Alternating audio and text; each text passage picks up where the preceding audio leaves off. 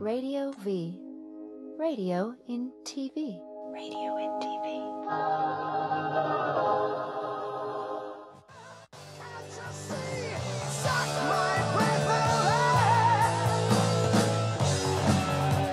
All right, Radio V Inside Metal Show. I am your host, Bob Nalbandian, with my very special guest, Mr. William Howell, a.k.a. DJ Will. What's up, DJ Will?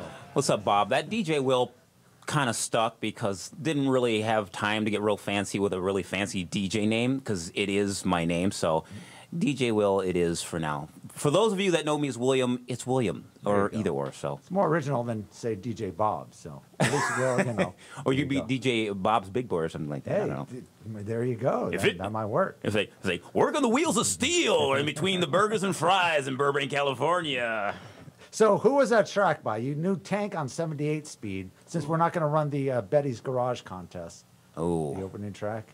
You know what? That you probably weren't even listening. I wasn't paying attention because I was so engulfed in the helium level of the filth sounds of it. Well, for those that didn't know, that was a little Samson, Bruce Dickinson with Earth Mother on their stuff. So DJ Will, of course, a lot of people know DJ Will from KNAC.com and the DJ on That Metal Show, which you could catch on VH1 Classic. Yeah, the fun thing about the show, it's going to be coming up for its next season. What is it, season 6? Or? No. The way it's broken down is typically episodic television programs are 30 minutes or 45 minutes into an hour, so on and so forth. Right. When you talk about a season, you're looking at 14, 22 episodes. Right. But since this is a shoot on the set, we'll shoot a whole season's worth in 1 week. That's right. Yeah. And when they shot in L.A. for like five seasons, we'll shoot in the month of March, then come back during the summer, or then come back in the fall and do another season. So it's sort of spread out. So right now, That Metal Show is on its 14th season. But it's been going on since 2008. And it's like the longest lasting show on at least VH1 Classic. Yeah, right? Yeah. One of the most popular and one of the longest lasting, and especially the one that's not a reality TV show. Yeah, which is thank God. Good Lord, basketball wise can be bothered. Yeah, so please. VH1 Classic. So yeah. Yeah, VH1Classic.com. I guess you could get the info. And the new season starts in March then, so you have a break up until then. Huh? Yeah, unfortunately, it's a VH1 call as far as when they want to do new episodes. So as Eddie Trunk, the main host of the show, has said all along, everything is dictated by VH1, and new episodes will air. Will be filmed and air. Starting February of next year. Oh, cool. And unfortunately for me, they're back in New York. Huh? And so the most I can do, a little peek behind the curtain. The most I can do from Los Angeles is, provide some of the trivia questions for the Stump the Trunk. So I never say which ones are mine. Right. I just know when it airs, I'm like, ooh, oh, that's mine. Ooh, he got that. Ooh, ooh, ooh. So I'm like, yes, I'm doing a lot of that. So very cool. What can you tell us about the new season? Anything? Guess? Anything? Could you? A lot of. Give us an exclusive. Ooh, boy. Well, there's been so much going on in the rock and metal world this year that I'm hoping it will carry over into accessibility to guests, because everything is predicated on who's available, who's going to be in the New York area, or who has tour dates in and around the tri-state area for which that they can come in to uptown Harlem, where the studio's at. And but yeah, I haven't really got into it with Eddie about who they have planned. He has some ideas, but everything from the guest guitarists or guest drummers or guest basses, none of that's been worked out yet. But the main thing is it's coming back, because there's such a gap of time in between each season. Sure. Everyone keeps thinking, is the show coming back? Is it canceled? It's like, well, it's not. But again, it is what it is with VH1. But no exclusives that I can give you right now, Bob. But Eddie's on the prowl, and of course, I'll maybe throw a couple suggestions depending if he signs off on it, and of course VH1 signs off on it. Right. Because they have the last say on everything. Yeah. That's the thing about doing a show with someone like VH1. But got to deal with it. But I mean, they've got pretty much every classic metal guest you could imagine. They've had on the show for the last 14 seasons. So Yeah, and it's a nice vehicle still, unlike how MTV was so prominent and prevalent, you know, 15, 20 years ago, where every label who had every label who had a band, you know, get your band's video in rotation and so on and so forth. But focusing on, let's say, Headbangers Ball, that was a big deal. Sure. You know, even the second and third version of Headbangers Ball, it was great. But now with, you know, they have the Metal Mania on the weekends, a lot of the programming, which has been great. A lot of the guys that work at VH1 are rock and metal fans. So you see a lot of live concerts. Yeah, yeah. Quite Especially a bit. on the classics. Yeah, absolutely. Classic. Yeah, so I don't. Does VH1, the regular, do anything? All I see, when I put the channels on, I saw those fucking reality shows that you're talking about. I've never seen anything music related. And I think videos, anyway, people don't want to see basic videos. So I think something like a talk metal show, like that metal show, works much better than, you know, you could just go on YouTube nowadays and watch videos. I think that appeal has unfortunately been lost. But it was cool back in the day to sit home and watch, you know, your favorite. That was your time to watch your metal videos. And, you know, even back when MTV, even before they had Headbangers Ball, when they did those half-hour metal specials with Dee Snider hosting or whatever, you would see the latest Saxon video or whatever. It was cool. You know, it's like, wow. But now it's like, I guess it doesn't mean nothing. You can make your own playlist on YouTube. Exactly. But it was an event to stay home on the weekend and watch videos. I'm like, wow. It's like, you know, anyone from the Midwest or back east, wherever you're from, if these bands have not come to your town, you get to see these great videos on rotation, and it was great. And then also, too, remember, Bob, there was always the, you know, this coming Saturday, the premiere of the new White Snake video. So it's like, oh, all right. Yeah. That was your Saturday night. That's what it was. Invite your friends over, have a few beers, and watch it. And when it first came out, I mean, I remember when they were doing the Iron Maiden, when they did from the first album, the Phantom of the, what was it? Wrathchild. Wrathchild would have been the first. From that Rainbow concert. But you would sit at home for hours just to wait till that to come on. Wait that until you, it would take about every 3 or 4 hours they would show a metal video, either that or maybe Saxon or Judas Priest or something. But you would sit at home waiting for that to come on. Yeah, you had to sit through some schlock. I would sit at home with a VHS just ready to hit record back in the day. There are people to it was Betamax, actually. Excuse me. Yes, it's true, Betamax. There are people to this day, Bob, that still have a lot of those shows on VHS tape. It's just a matter of if to get around. I'm one of them. I still have. On beta tape, though. Excuse me. But I did have my good buddy Kevin Estrada, my good friend. He transferred all those old betas onto DVD for me. So it's a long process, but if you have. But nowadays you can just watch it on YouTube. It's like I thought, wow, this is going to be great. It's like now you can just see it now. Anyway, like I said, make your own, but very cool, very cool. So apart from KNAC and of course that metal show, you're doing a lot of appearances. You're doing the Monsters of Rock this coming March too. Is that well, I'll be back on the Monsters of Rock cruise. Or is that in April this year? That'll be in April.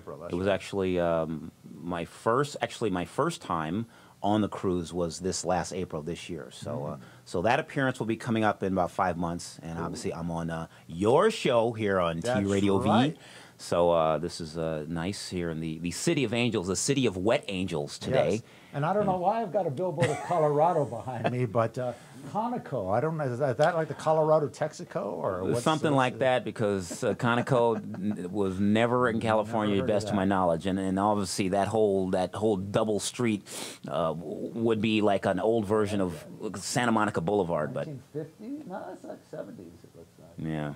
Anyway, very, very cool. So, you know what? You could call in. I didn't even realize that people could call in. If you want to talk to DJ Will, we could phone you right in. Phone number is 855-878-4652.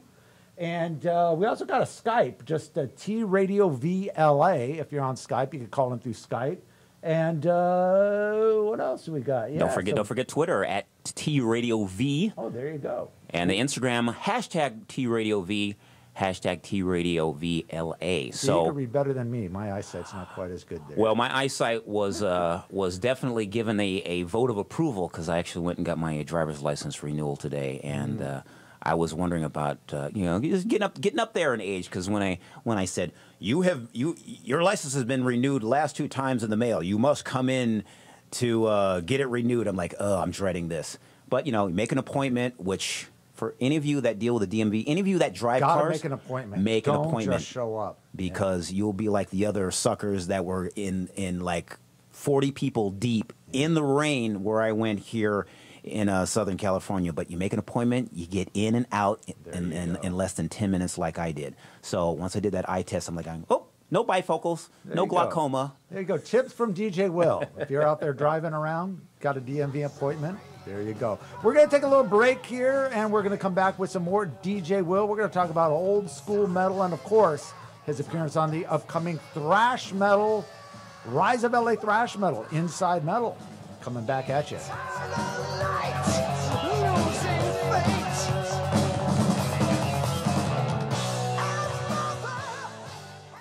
Hey, I'm Dean Kane, and you are watching TradioV. I'm watching it too. Right now. Seriously. Join Dave Navarro and friends for Dark Matter, Wednesdays at 9 p.m. on TradioV. Dave Navarro here, Dark Matter Radio, TradioV.com. The universe is vast, enormous, huge, full of stars, planets, and matter. Some of the matter is so dense that not even light escapes. Get on the mic, get on the mic, get on the mic, get on the mic, Frank. Pardon me, sir. Pardon my reach. See, and you guys were worried. I think this is going great. Pardon my reach. Get the away from me, dude. You are really beautiful. Thanks, you guys. He's one of the most beautiful people I've ever known. This is pretty much every week. He brings in a guest that tells him how beautiful he is. Pardon my reach? If you have to reach over me, then don't do it. He is the straightest gay guy I know. Dave Navarro signing off. Dark Matter. Thank you for listening. Bye. Dark Matter with Dave Navarro, Wednesdays at 9 p.m. on TradioV.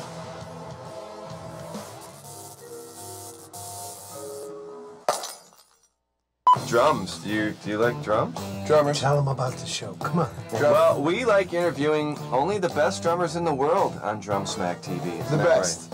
Right? Only the best. Only the best. And then Brad. We interview Brad every week. But we actually talk about drums and drumming and drummers. Check it out. It's an informal, interactive show that's all about drums, drummers, and drumming. Please check it out. It's pretty rad.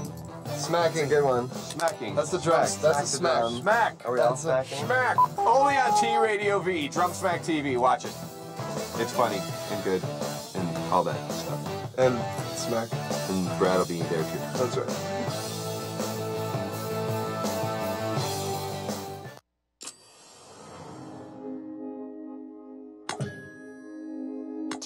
Radio V. Radio in TV. Radio in TV.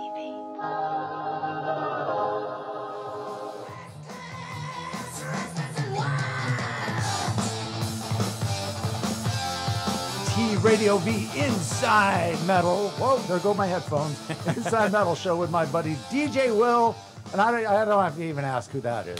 Let me see. Oh, Nothing, 1983's Restless and Wild, the title track of the awesome album. Oh, look at you. I just asked for the band. You didn't have to go through a whole encyclopedia. Except Teutonic Metal from Deutschland. There you go. Very cool. So we're not going to run the contest. Didn't have time to put it together. DJ Will, what a sport. He came in last minute on this very rainy Tuesday afternoon to come in to chat with me on the Inside Metal Show. Once again, if you want to call in, we got the phone lines open, I believe. 855-878-4652. So give us a call. Yeah, give us a call. TRV in LA. And this is also a bonus because for those of you that watch and listen to the shows here at TradioV, when I do my show, I don't have that luxury anymore. There's a chat room, and we don't have the luxury of actually callers calling in. So I miss everybody, but hey, it is what it is. It's the first time I'm taking advantage of this. I didn't even realize we had the phone in. That's right. Well, let's see if we get any callers coming in. All right, we'll see. Anything's possible. If not, plenty to talk about. Yes. Well, let's talk about old school. The thing I've always admired about you, and I always tell everyone, DJ Will was always the real deal. From 80, we must have met in the early 80s at some of the old, I think Woodstock, Radio City, at some of the early Dark Angel Slayer shows. That would be. I used to see you there. Yeah, we would run into each other quite a bit. And actually, Bob, it was probably right around the time you were doing Headbanger, the fanzine, and you were working with Armored Saint, because I was just in the early stages of working at or going to work for Metal Blade Records. right. So our paths would cross quite a bit, especially when Armored Saint, we play in Pasadena, Orange County, Sunset Strip, so on and so forth. But yeah, just all the clubs of yesteryear that are no more, the Woodstocks, the country clubs, on and on and on, Jezebels, on and on. But Right. I used to see this guy everywhere, every club. And what was the cool thing is, even in the '90s, throughout the '90s, the latter '90s, when even the metal guys from the '80s, as soon as it became on hip, a lot of them stopped going to the shows and this and that, and all the shows were downsized at the clubs. Anywhere I went, you were always there supporting it, no matter what era. Yeah. Even when metal was unhip, dude, you were still out there supporting it, and still are today. So, man, and not many people have stuck around and supported the metal scene consistently in LA, anyway, where trends seem to be the hip thing, over the music. But you were always there at all the metal shows. Well, I appreciate that, Bob, and you were there just as well. See, I was not hard to miss. Yes. And so you could spot me from 15, 20, 50, 100 feet away from the concert site. I think that's Will. I always make the crack, Bob, that I've been going to concerts for 30, 35 years. Whether I was skateboarding to shows, getting dropped off by my mom, riding with the kids who drove their parents' cars at the time, and whatever it took to get to the shows, I was a sucker for live entertainment. But as I gradually would go to these shows and concerts over the years, I would notice the level of ethnicity would be sort of a 80-20 split. Right. Not so, sometimes 90-10. So I always make the crack, Bob, that, hey, you going to that show, Will? It's like, don't worry, you'll spot me. You know how you can spot me? Look for the black guy who's not in a yellow Staff Pro jacket. Or a red vest or a red jacket. Whatever security is wearing, look for that guy in dreadlocks. Guaranteed, on one hand, it'll be me. There you go. There you go. It is what it is. You saw his BFFs going to Orange County shows. It'd be you and Caton. Yeah, Caton. Well, Caton was rocking the fro. We were both rocking the fro at that particular juncture. That's how long I knew you, back in the fro days, dude. Yeah. Caton, LA Chaos, KGB, into Hyrax. Wow. I was enamored with him because he was a black guy singing metal. Right. And I'm not going to get into a whole diatribe about, the history of all that, but just where I lived to where I went to the bands that I saw, to the people that hung out, whether they were, obviously the bands themselves, but if it were the roadies, club owners, you see people of color. It was rare, but it was cool because you gravitate toward that, and that's why that appealed to me. Coupled with the fact that when you and I would run into each other, it was the love of the music. Absolutely. And it still is. And that won't go away because these bands are still touring, even though it's one or two original More than members. Ever before, yeah. Man, I mean, this last month was a great. We saw Satan came through. I missed that. I know. Artillery, Onslaught came through. Creator, which was really absolutely cool. Creator, Arch Enemy. Raven for the umpteenth time. And I'm just like, hey, I'm all about it. I'm all about it. Absolutely. Well, speaking of Caton, we also have Caton in this episode we're going to go through. DJ Will is going to be in our second and our third episode. The second one is the LA Metal Scene Explodes, and our third title is The Rise of LA Thrash Metal. I think we got that queued up. We're going to go ahead and play the trailer for that. This will be our third episode.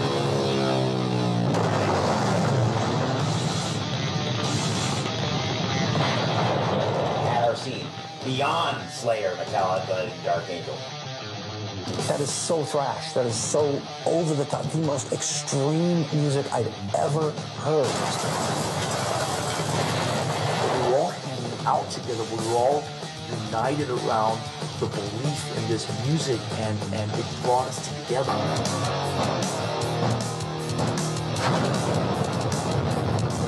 San Francisco gets talked about all the time, but LA had a fierce metal scene. But man, we had to fight the good fight against most of what LA stood for. LA did not get the credit. It was stolen from San Francisco. They took all the credit. All these bands started emerging who were following in the footsteps of the new wave of British heavy metal. And it was just blood. It was just brutal blood, man. Just fights and just, there was no control. There was no control. The danger was part of the excitement. Kidnap a poser, set him on fire, tie him to a chair, beat him up. Yeah, I watched them do stuff like that. And I've got the biggest band in San Francisco opening for you. We're like, Y&T? He's like, no, Metallica. I'm like, who? Good grief. You know, Metallica's much bigger than Diamond Head everywhere. So we got a copy of No Life to Leather, put it on, it was like... Metallica was the first time I heard the punk element plus the new wave of British heavy metal put together. I'm like, this is it. I loved it. Said, well, we're going to headline LA. That's our hometown, so we're going to headline. And Metallica going before us. Well, that was a big mistake. Because then they came on and just destroyed us. We went on right before Metallica, and there's still like that thread. There's no way we're going to blow away Metallica or anything, but I mean, we're going to fucking try. When we opened for Queensryche, people really had no idea who we were. And this is a big arena, and I remember looking at an audience and people having this look of terror. And the whole place was, the ceiling was sweating. They have that rock star shit. They have fucking roadies, you know? You got all the metal guys on one side of the parking lot, and you got all the punkers on the other side, and the animosity's already started.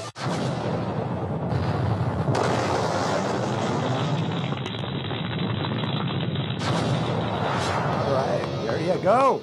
That is our third title that's going to be coming out. Hopefully to theaters as well and on DVD. That is called The Rise of LA Thrash Metal. And before we go into our next break, let's talk a little bit about the LA thrash metal scene, which you are a huge part of, which I think always got neglected or really kind of pushed aside because, of course, predominantly LA was known for its glam scene, and San Francisco kind of took the lead on the whole thrash metal thing, which, I'm not to knock San Francisco. Obviously, San Francisco was a huge part of the thrash scene. But a lot of people overlook LA so much. But it wasn't as much of a community as San Francisco. I mean, LA's obviously so much more spread out. You got the Valley, Orange County, all these different areas. Very. It was definitely a very strong thrash scene, and we're finally bringing it out. Yeah, I'm looking forward to it because obviously the the inside LA metal has come out, and you're making the rounds with it, and it's gotten a lot of great reviews, and people have come out for it. But when we spoke about the thrash scene a year or two ago, something like that. That's about a year ago. Yeah. So we went into it. You and I, Bob. You asking me in detail, just talking about in terms of the bands that came from Los Angeles. It's always known with Los Angeles with the Sunset Strip, which is synonymous with Los Angeles.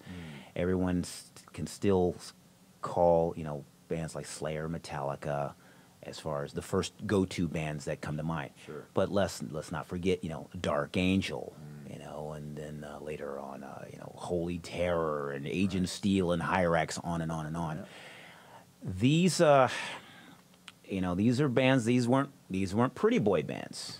And a lot of them were just, jeans and T-shirt, and that was just sort of the badge. Yeah. That was sort of the look. It was a look by default, and most clubs didn't cater to it all that often.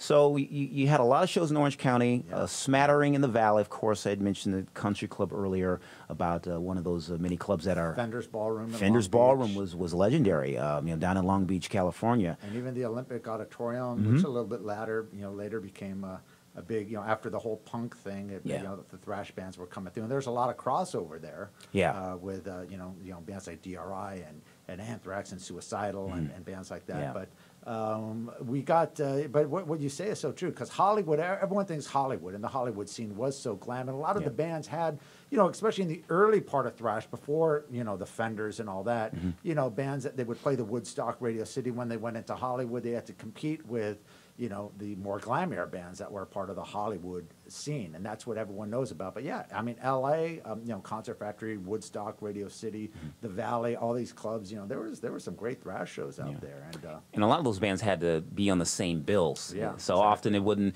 be too copacetic to have a real extreme heavy band with like something more glamorous per se. Well, we had Juan Garcia here, who's obviously in Body Count now. He was in Abattoir and Agent Steel, but back in the early days, Abattoir, and Evil Dead. And Evil Dead, can't forget about them. But they were playing alongside, Metallica and Armored Saint and Wasp, and they would do a lot of shows with Slayer, Wasp, and the Troubadour. So it was, definitely a mix. And they would have, they would play with a lot of the glamorous bands too, and be like kind of two separate audiences. That, but it worked back in the day, and then it really kind of separated after the. Thrash scene really got its handle, and Fenders and all these clubs bands like Creator and Destruction were coming out from Germany, and so we got another break coming. We're going to talk more to DJ Will coming up. Whoa, it's a little low. There we go. That's the accept there.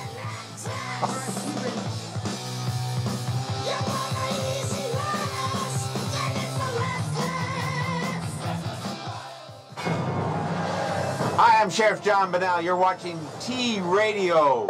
Radio and TV? What? That was perfect. Why are you asking me to do this after 12 drinks?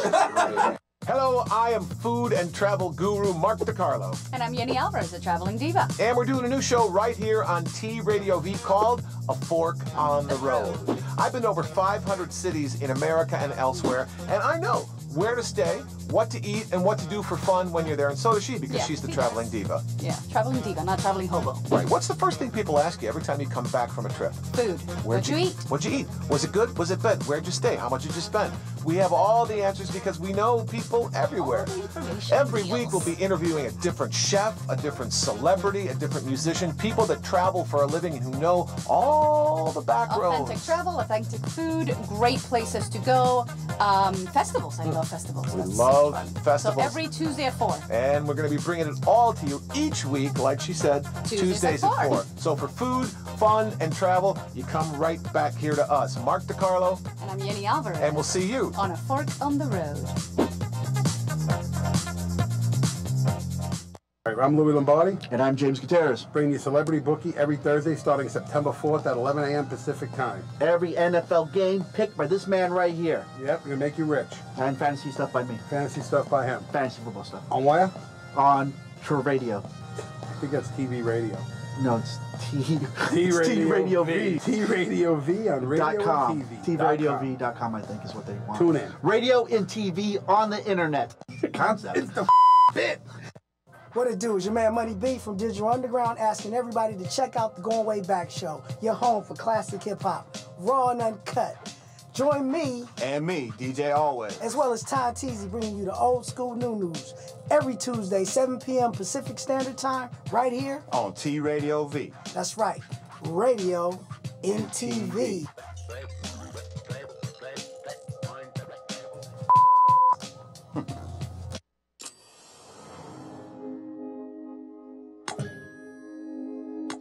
Radio V. Radio in TV. Radio in TV.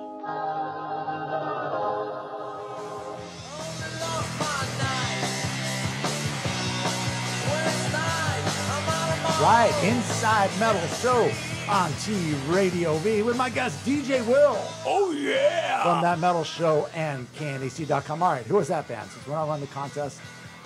Probably from the Nightcomers. I'm going to say that is it's a band that's a band that Metallica covered. Yes. And oh my goodness, it's from the album The Nightcomers. That's correct.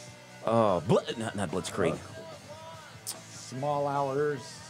Oh. Heavy Metal Mania. Oh my God. Draw to play. Holocaust. God, yeah. I can envision the album cover. One of my but favorite new wave British heavy metal bands. There we go. Good stuff. So we were talking about the whole thrash scene. You want to continue on about the LA carrying thrash on. Scene, We were talking about the LA thrash scene, of course. And also, if you're listening, please give us a call at 855-TRV in LA. That's TRV in LA 878-4652. Skype us. Tweet us, Instagram. We are social media capable. So if you want to say something to me or Bob, let me know. I should have you be the host. Well, you do that well. Yeah. Well, I'll be the guest. don't want to take your thunder there, Bob. But my whole enjoyment with seeing the bands was being in school, and waiting to the weekend to see a lot of these groups, and it's great. Like I said, however I got there was part of the event. It was part of the allure, and hang out with bands, you know, and their RVs, their U-Hauls and stuff backstage, and before, after the show, and it was great. I just remember too that ticket prices were reasonable. However much I was making, it was great, and a lot of clubs were, well, probably it wasn't so much back then, but you didn't have a lot of insurance issues or, That's right. Now it'd be like, who's playing here? Some, Deicide, Deathhammer, Witch, Monster, whatever the type of band is. Now it'd be like they take an elephant share of insurance out on bands, or they wouldn't book them at all. Yeah. Kind of like how it is now. There are more bands than there are for clubs for them to play at. Sure. But thrash bands, which just sort of make their own scenes, kind of like what we said in the San Fernando Valley, Orange County. Yeah. The Olympic Auditorium, and we go through that with some of the artists there. Some of the scenes that happened there was just mayhem. Yeah. There was no metal detectors. It was mayhem. There was fights. There was police activity afterwards, but that was the allure. So we all Balboa Theater. There's another There you place. go. Wow. There's another place that's in really bad. That was in Watts or something. Yeah. Right? In South Central. I had to take 3 buses to get there, and good times there for a handful of shows, but That's when bad it comes in handy to be a black guy into metal, right? That's a stereotype that will work to my favor. There you go. He goes, hey man, what the hell are you doing around here? It's not going to happen. So I go, yeah, I remember getting out unscathed. Real quick, the one show that I remember there, it was Exodus, Possessed, DRI, and I think COC. I remember that. I stayed far away from there. Fenders was about the closest I would get to. I even stayed away from the Olympic after the stories I heard about. Yeah. But some of the Fender shows was bad enough for me, I can imagine. Yeah. And then, of course, you had Iguanas down in Tijuana, which I heard was really anything goes. And I mean, anything goes. Yeah. But, Even back then, I would say, people, if you're going to Mexico, stop at the ATM and get some 20s to hit the federales just in case, because you get thrown in the Hooskow. There is no calling mommy or daddy to get you out. It's just right. like... And we talk about all that, some great stories, once again, Yeah. in our third title, The Rise of L.A. Thrash Metal. I want to get back to you back in the 80s, before you were doing the whole DJ thing. I mean, a lot of people don't know, you were a main A&R guy in the early days of Metal Blade, as well as Capitol Records. I know you signed Exodus to Capitol, but even back in Metal Blade, you put together all those compilations, the or the latter ones anyway, a lot of that. And also, you were a good handle on bringing...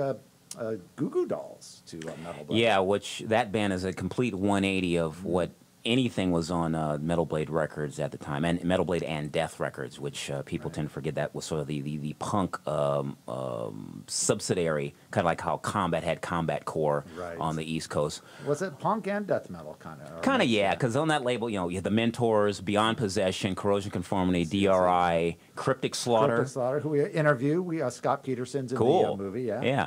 So 5 years, everyone. So 5 years of Metal Blade, and that was a great learning experience. Got my first start really in the business, courtesy of Brian Slagle, who I still see from time to time. Well, from time to time, I see him all the time. I DJ'd his wedding. How could I forget these things? I think we even got a picture of you and Mr. Slagle. Let's run through a few old pictures. We got. Let's see what we got here. This ought to be good. We stole some photos from your Facebook page. Oh, there's you and the mighty D. Snyder. Where was that taken? That was taken at the Grove of Anaheim. That was the roast of D. Schneider. I heard about that. Was that good? Yeah, that was fun. He got destroyed because it was a lot of the.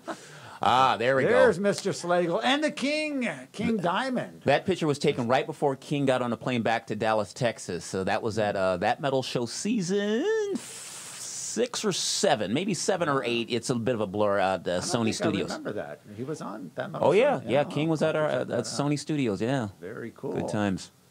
Slagle wearing his Thin Lizzy. Slagle.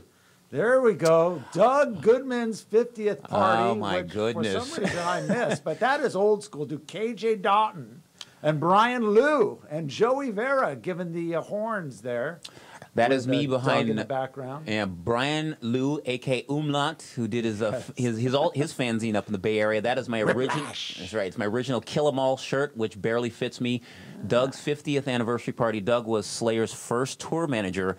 And we got him on the Rise of LA Thrash Metal. Yeah. Telling all about that first Slayer tour. Some great stories. Good there. stuff. Yeah. Oh, yeah. And of course, KJ Dalton, Northwest Metal from Oregon. What's up, KJ? That's right. Roseburg, Oregon. He did the Metallica fan club. That's true. The first to do the event. Speaking of Metallica, who do we got there? Mr. Newstead. Mr. Jason Newstead, who this was another place I work at called Rockline. Oh, I that's do right. production work there on Rockline. Jason visited us about a year ago. He's promoting his latest album, his debut, Newstead, Heavy Metal Music, and I got a shot with old Jason. And I don't know if you texted me that day. Every time you guys got like a hard rock or metal guy, I'll get a text from DJ Will. Bob, we need some callers that know what they're talking about. Could you call over there?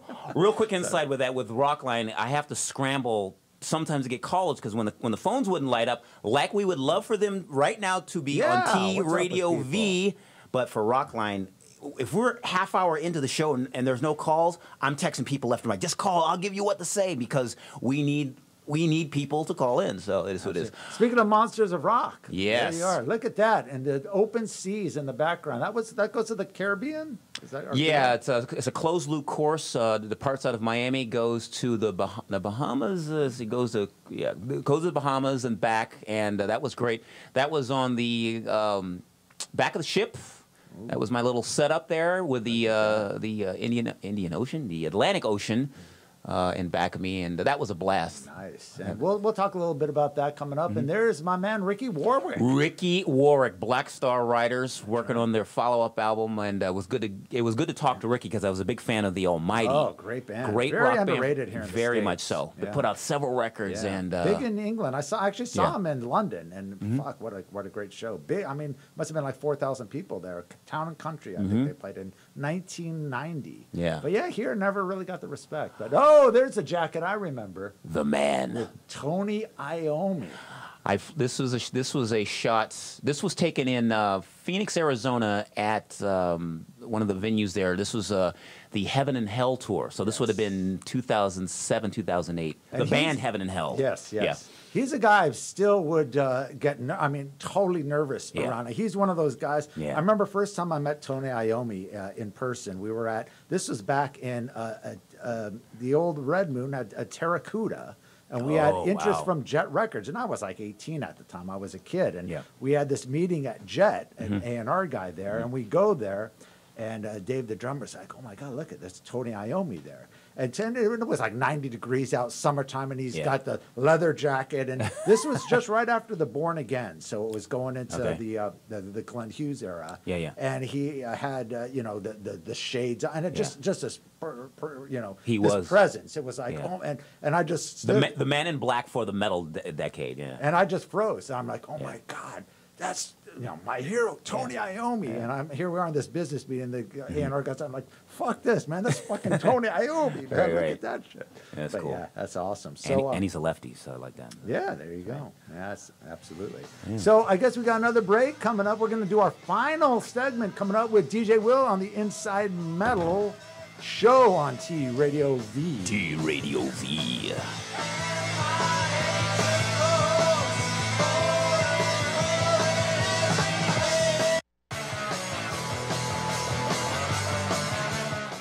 Yo, what's up? What's up? This is Too Short, and you're watching TradioV.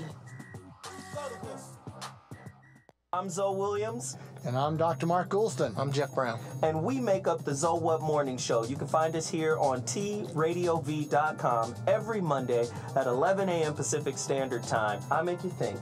He makes you laugh, and if I get a chance, I'll help you change. Or make you cry with his attempts at humor. Radio in TV. Can you relate? We'll make it happen. Look at you. What you doing? Were you mumbling to yourself? Hey, back there mumbling. To them. To them.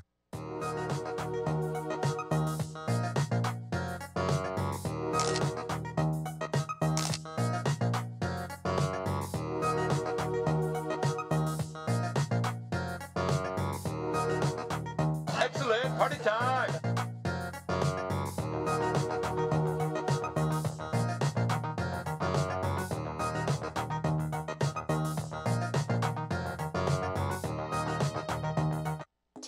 Radio V. I found the greatest invention this week.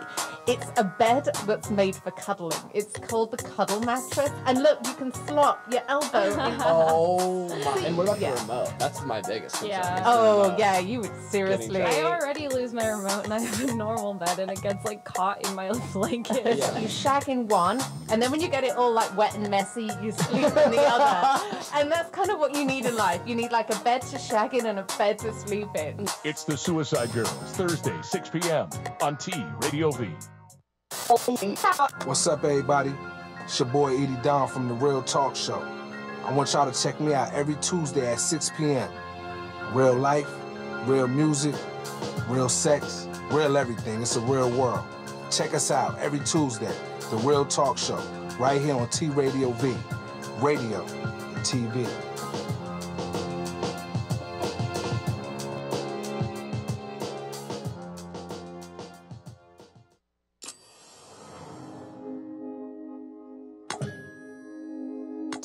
Radio V. Radio in TV. Radio in TV. The world starts to burn. The world powers lie. The sentence work is done. All right, TradioV Inside Metal Show with my guest, DJ Will. I hope you know what band that is. The late, great Paul Bailoff and the mighty Exodus. Well, you signed them to Capitol Records, so I would hope you would guess that one correct. Well, that comes from the very first album, That's but true. yeah, so there you go. Bonded by Blood, you must all own that album. Classic thrash metal People. right there. That's right. Absolutely. That's So right. And let's talk about some of the stuff you're doing. Obviously, as we talked about, you're going to be in the Inside Metal. Yeah. The second installment, as well as the third installment. The second one is the LA Metal Scene Explodes, and that kind of carries on from where the pioneers of LA hard rock and metal left off from like 82 to 86. Yeah. Kind of the glory days of the LA scene, you know, the Troubadour, all the crazy stuff. That was when all the bands are starting to get signed, and we got a lot of you in that, as well as the third title, which is the rise of LA thrash metal, which we played you the trailer earlier in the segment. If you missed the trailer, if you're watching it live, we're going to have it up on the TradioV.com. Just go to the Inside LA Metal site, and you can watch it on demand. But yeah, we'll get you on that one. And that the second title we're hoping to get out summer. I would say summer of 2015, and the third one, Rise of LA Thrash Metal, hopefully latter in that year, you know, maybe fall 2000. It all varies. Like we were planning on getting this first title, which is out, just ending up in the theaters now. Yeah. We We were hoping to get that on DVD earlier, but then we got the theaters going. We obviously didn't want to put it on DVD at the same time, so it got extended a bit, which was a great thing to get out in the theaters nationwide. And thanks to everyone that came out to the theaters to support it. But yeah, so we might do the same with all three of them. So you know, that's the tentative release dates, but don't hold me to that.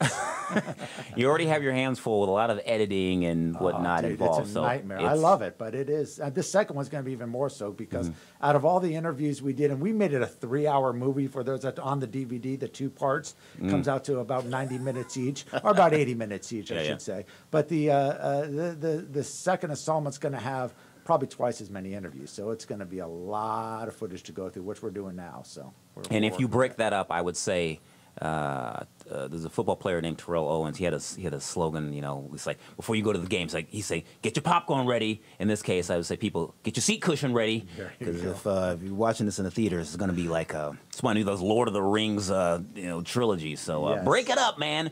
But it's great that you're getting this out, Bob. All this great footage, all the great things that you've compiled, not only the interviews but the flyers and just everything from that era, because there were so many different genres and scenes during that period. And even though my discussion in the film talks about thrash metal, you know, the Sunset Strip has been discussed to death. Right. So it's nice to have a highlight of the thrash metal scene as it was before these bands sort of moved on to bigger and better things. And even before it was thrash metal, when it was like speed metal, bands like Abertor, Agent Steel, that were considered more speed metal, or even the beginnings of what they call power metal. Yeah. Bloodlust. Right. Bloodlust. Earl. I forgot about that. That's right. So these bands sort of that mid sort of, not all out speed metal, but you know, just right there. Yeah. Just a good solid rock band. There's another band called Medusa. There was tons of these great bands. So it's good to sort of recap these scenes because it'll never be duplicated. I mean, obviously there's a lot of bands coming out time and time again that sound like bands from that era, that are influenced by those bands. But the scene as it is, at least here in Los Angeles, it'll never be duplicated. And what was so big, don't forget about bands like Suicidal Tendencies that really crossed over from a punk band to a thrash band. And so they kind of really started that whole crossover thing. And another band we covered, Overkill.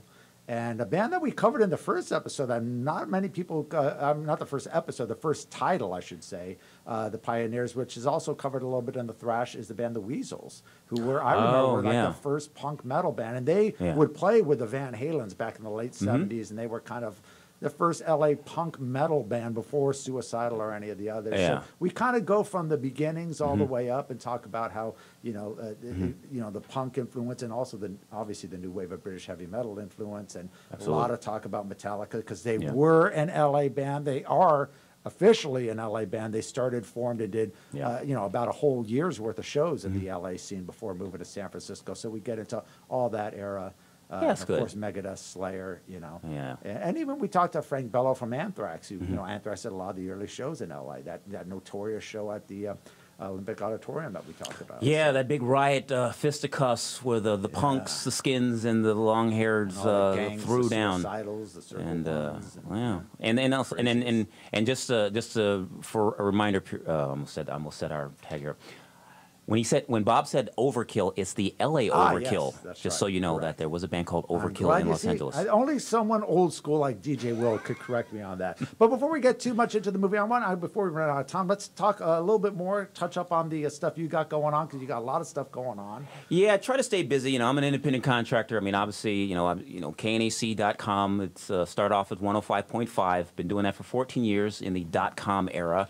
So I do that every Sunday from 10 to 1. So you can go. The Vaults. The Vaults, the name of the show. Power, Speed, and Thrash. I sort of mix it up. Just did some interviews with Max Calavera, Calavera Conspiracy, Mike Muir, Suicidal Tendencies, as a matter of fact, and Tom Hunting, as a matter of fact, of Exodus. So a lot of interviews, but I tend to just put the music together and hope that everyone's enjoying it because it's a labor of love. Also, too, we mentioned the Monsters of Rock cruise. I'll be doing that again. Yeah, talk about some of the bands on there. Some of the bands I'm looking forward to, kind of switching gears a bit, who aren't all-out thrash. Crocus, Zebra, Honeymoon Suite, Striper, Queensryche, Taiketo, band that... I remember that. Yeah, so there's going to be about 30 of these bands doing like double sets on the cruise, and I'm looking forward to having some fun, just mixing on the ship and having, for the area that I'll be doing it at, just having a blast. I've been trying to, maybe you could help me out here. Since we're promoting this, it's Larry Moran, right? Larry Moran. I've been trying to email him. I don't know if I actually got his phone number. I might be giving you a call, Larry. I'm trying to get him to screen the Inside Metal, Pioneers of LA Hard Rock and Metal. I think that'd be great to screen it on the ship. So. Well, I think if we take a DVD and just hand it over, I think I can arrange that. All right. I'll give you an extra DVD today. MonstersRockCruise.com. You got that, Larry? Get me a ticket. I can't afford the cruise. Get me a free ticket. We'll screen it for you. We'll do a Q&A. We'll have a lot of fun. Exactly. We can even get some bands to come out and many of the bands on the cruise are in the movie. Y&T, right? Yeah. Y&T. Even though they're a Bay Area band, they back in the Starwood days, they used to play quite a bit in Los Angeles. So way back. Yesterday and today days, I should say. That's right. But, before I know we're gonna run out of time. Let's talk about some of the other stuff you got going on. Got NAMM coming up the annual NAMM Fest. For those of you who come down to Anaheim, California. I'll be doing selected parties. Be doing the Metal Alliance function at the House of Blues. Also the Schecter Party, which will be at the Grove. So every year I'm always at NAMM, walking around doing stuff. January, like 24th through 20? It's the 22nd through the 25th. It'll be the third week in January, as it always is, the winter NAMM down in Orange County. Oh, it's a lot of fun. That's where everyone comes. It's almost become kind of the hard rock metal gathering, because you remember back in the day we had the Foundations Forum and all the cool conventions, and it seems like this is the one place every year where you meet people from all over the world that come out. All over the world, from back east, that you see but once a year. The hard rock heavy metal reunion. It's like we should have yearbooks for that. And also too, the Rainbow Bar and Grill Yeah, what's here in the going on Sunset with the Strip. rainbow these days? Well, you know, a lot of changes, lots going on. It's still there, despite the rumors of the Sunset Strip's demise. The last standing, the rainbow and the whiskey. Yeah, the rainbow and whiskey aren't going anywhere, despite what anyone says. So, you know, I mean, there's going to be some changes for some other places, but the rainbow, happy to mix the Pure Rock there upstairs. So, you know, come visit DJ Will at the Rainbow. Of course, you could also get him on Facebook and all the other all stuff, social right? media contacts. You know, just hit me at Metal DJ Will's, the website, and you know, Twitter, Facebook, all that good stuff. So, hey, Bob, you know, there you have it. Well, cool. DJ Will, once again, knec.com. Be sure to check out the Vault every Sunday at 11 a.m. 10 a.m. 10 a.m. Yeah, that's why I always sleep in on those Sundays. Or football. There you go. So once again, TradioV, DJ Will, check him out, support him. That metal show coming out this March. Yeah, there you go. TradioV. Thanks for tuning in. Thanks for being. We'll see you next week. And then we're none.